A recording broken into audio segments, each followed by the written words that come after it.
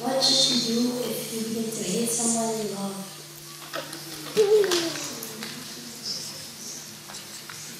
What should you do if you begin to hate someone you love?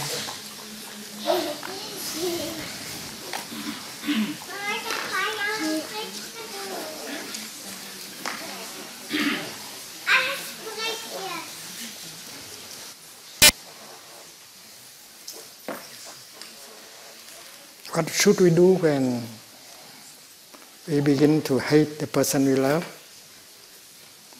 We have to practice mindfulness and to know that love is transforming itself into something else. Love is becoming hate.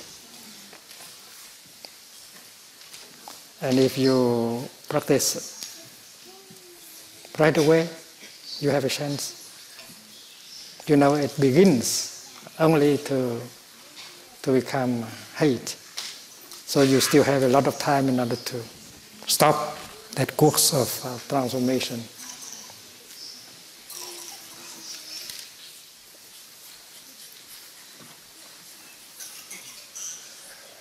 And you don't want your love to turn into hate. And there are many things you can do in order to prevent your love turning into hate. And the Buddha said you have to learn how to feed your love. Feed, to give it something to eat. Because the Buddha said nothing can survive without food. Love needs food in order to survive. And you can produce a thought that can feed your love, the thought of loving kindness, the thought of compassion and forgiveness. You can say something in order to feed your love, something nice that help love to get stronger. Or you can do something in order to help love to grow. We do with our mind thinking, with our mouth speaking, and with our body doing things. And there are many things you can think, you can say, and you can do that can help your love to grow. And if you don't feed your love, it will die. Certainly it will die. Love can be very beautiful in the beginning.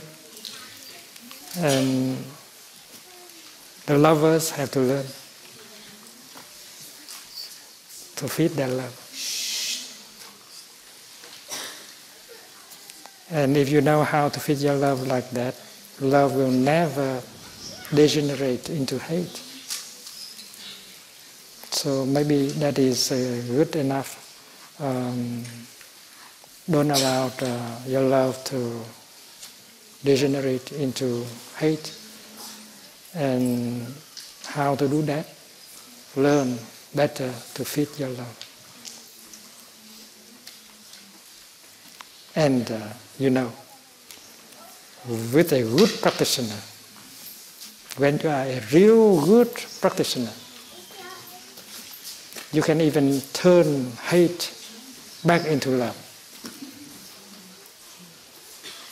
A lot of concentration, mindfulness, and insight, you can very well turn hate back into love, because both love and hate are organic things. And this is possible, even after only 3-4 days of practice. Because in the retreats we offer a little bit everywhere in the world, many couples suffer of losing love, including father and son, mother and daughter, partner and partner. They cannot look at each other anymore. They cannot communicate with each other anymore. It's not pleasant for them to look at each other anymore. It's not pleasant. It's not pleasant. It's not possible for them to say something nice to the other person. And yet, when they come to a retreat, they practice breathing, walking to calm down the suffering. They practice looking into their own suffering and the suffering of the other person. They learn how to speak kindly and listen deeply. And then on the 5th day, they can restore communication. They can say something nice to each other.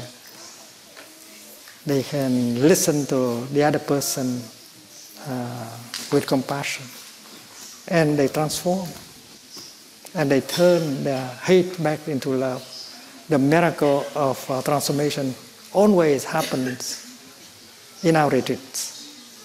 And even if one of the two is not in the retreat. Because after 5 days of practice, you can use your portable telephone to practice loving speech and deep listening and reconcile with the person at home. And that miracle happens in every retreat.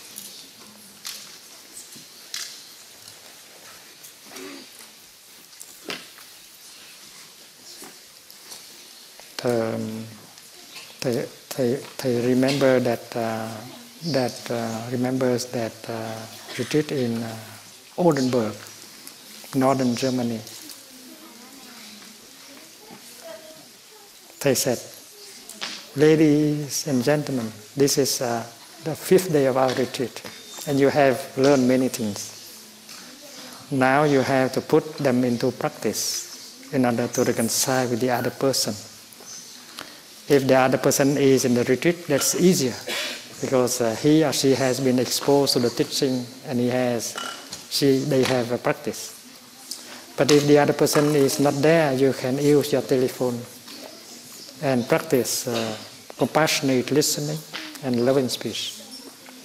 You say,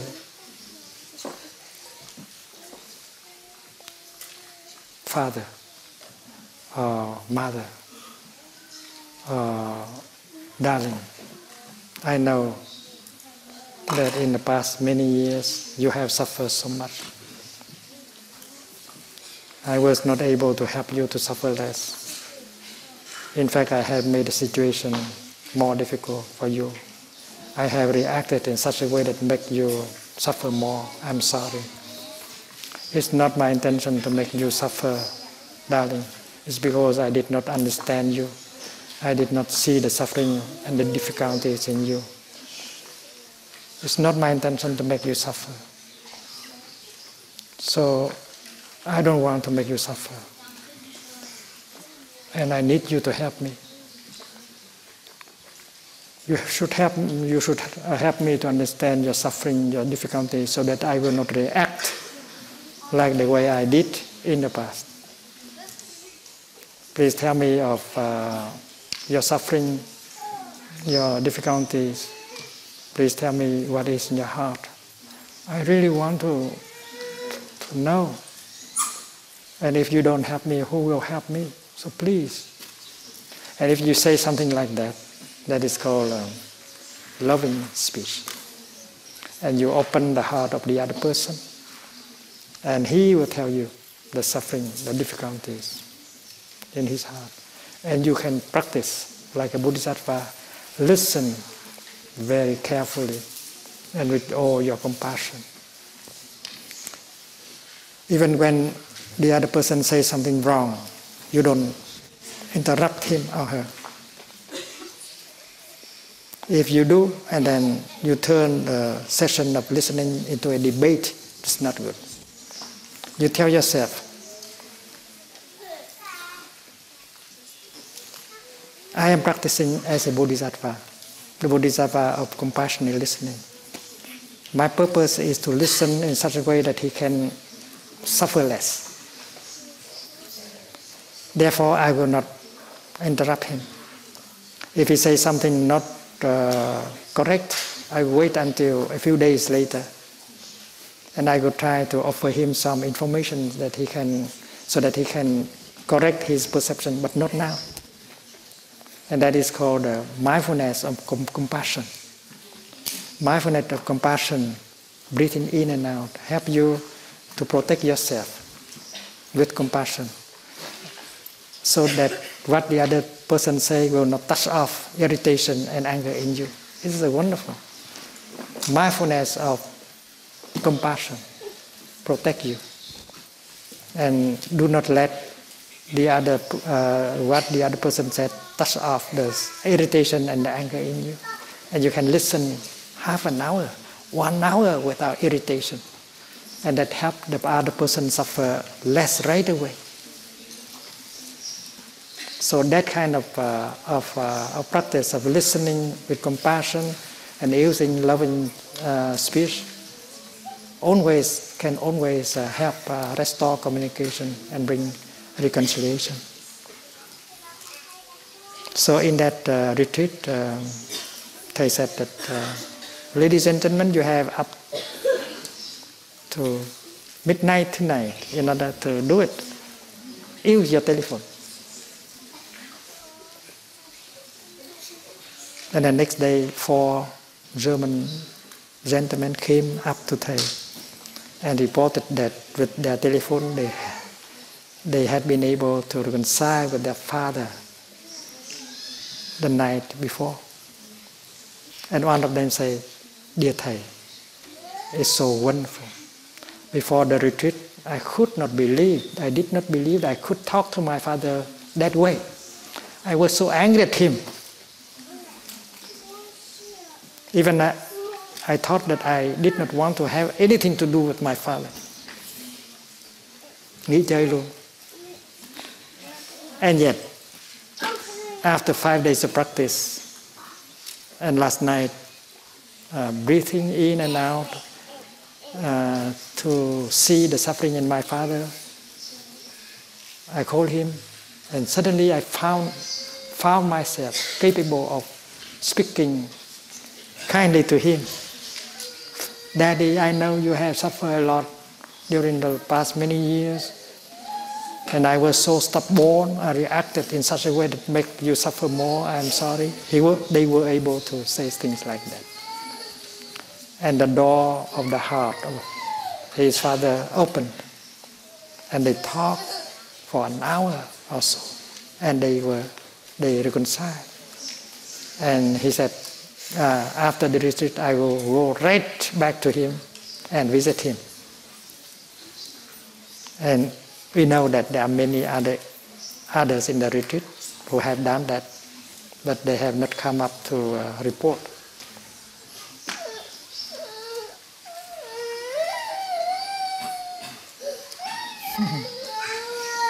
Thank you for asking the question.